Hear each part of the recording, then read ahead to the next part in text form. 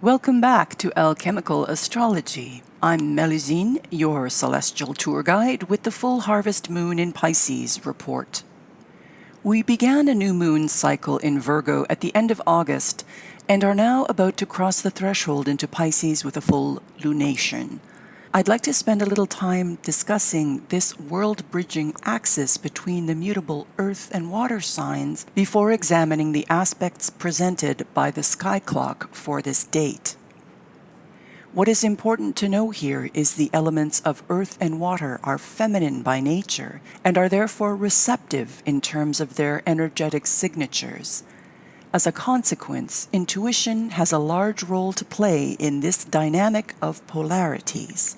Furthermore, on the Wheel of Time, the Virgo-Pisces axis cuts the zodiac in half, with the first 6 signs representing the journey of individuation and discovering who you are in the material realm. Virgo is the point of assessment and analysis, where we take stock of what we've learned in relation to the self. The second half of the zodiac encompasses our interconnectedness and relationship to the cosmos.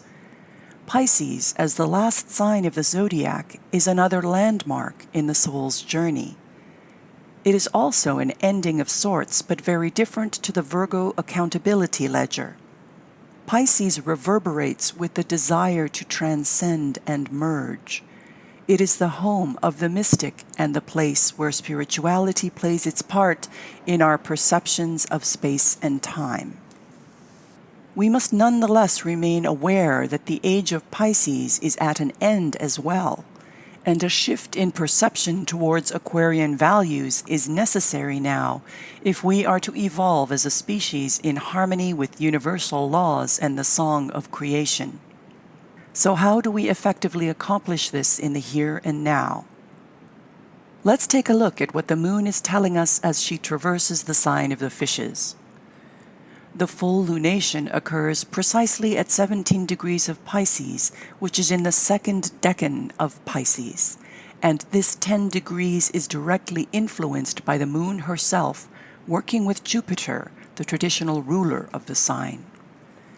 Expanding through the dreamtime is the foundation of this celestial configuration. As the moon is the ruler of the 4th house, this also implies a resolution of old toxic family dynamics.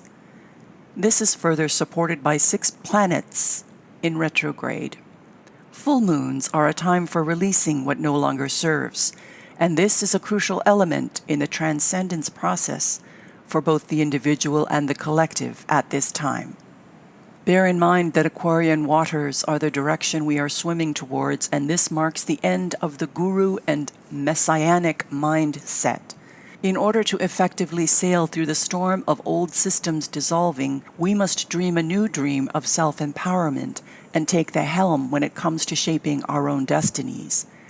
This doesn't happen in a vacuum, and cooperative community building is the key. But we must first steer clear of victimhood and martyrdom. Sacrificing our own well-being in an effort to be of service will not be fruitful and has no place in the new reality we are co-creating. This full moon is also in proximity to the fixed star Homan in the neck of Pegasus. If you know the mythology surrounding the birth of Pegasus, then the message is blatantly obvious and reinforced yet again with respect to rising above what has gone before. If we are to embrace Joseph Campbell's proposition that myths are clues to the spiritual potentialities of human life, then we can apply this to the story of the flying horse. Pegasus was born from the blood of the Gorgon Medusa who was slain by Perseus. Bellerophon tamed the horse to realize his lofty ambition to enter heaven. However, his lack of judgment in assuming the horse was there to do his bidding caused him to plummet back to earth, while Pegasus crossed the threshold alone. This is a warning to us all that we remain in a place of humility and gratitude if we are to move beyond our earthly limitations and set free the creative spark that connects us to the cosmos. This warning is made evident by the T-square in the sky between the Moon, Sun, and Mars, all in mutable signs. The tension here is resolved by utilizing Sagittarian principles. The mutable fire sign is represented by a centaur, half man, half horse. There's a running theme here the sky is conveying quite insistently, it would seem. Sagittarius, ruled by Jupiter, calls us to merge the power of animal instinct with the God-given intelligence we all can spark within. With this balance of energies, we can confidently stride towards independence through compassion and awareness. Be sure to use the Mars trine Mercury energy wisely in communicating your ideas with conviction, as the Venus square Mars aspect could potentially result in harsh words negatively impacting your close relationships. Let Venus in Virgo guide you to a choice of words that aren't harmful in tone when you express your feelings to those closest to you. This energy could be translated more constructively as an opportunity for a supercharged night of passion. By the same token, it is important to distinguish your personal feelings from any pervasive malaise for all you empaths out there. Be especially attentive to what you allow into your space energetically. Gravitate towards positive people, and that is what outcome you are likely to realize in your interactions with the world at large. Take your cues from fields of perception that extend beyond your five senses and open yourself up to the rapture of being alive in a body capable of receiving magic messages when you are in the flow. Powerful change is inevitably impacting all of humanity with Pluto sextiling Neptune. To avoid an extinction event, we are obligated to let go of old structures and ways of being that are toxic and part of a cultural narrative predicated on a top-down control system. It is not the state or organized religion that carry the answers in an Aquarian age.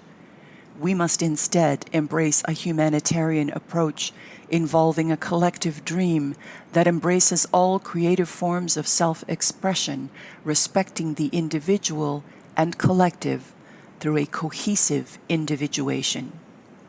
We can arrive at this goal with the assistance of the plant and crystal kingdoms, as always. Herkimer crystals carry a purity that facilitates our connection to divinity by cleansing our auric fields. They are particularly useful when doing dream work and seeking inspiration through visions. If you're looking for a means of catalyzing interdimensional exploration, this crystal is your gateway. If we are to take time to appreciate the marvels of creation and the expression of source energy, then the orchid reigns supreme, as many artists specializing in painting botanicals like Georgia O'Keeffe and Martin Johnson Head would attest. The blossom of this exquisite plant that boasts 26,000 species is the epitome of bilateral symmetry. Elegant and exotic, their beauty can blossom for months if handled with care. The same can be said for every soul looking to realize full expression. So let's take the time to nurture ourselves and each other in the same way orchid lovers tend to their plants. Until we meet again, keep your eyes to the skies and your hearts open.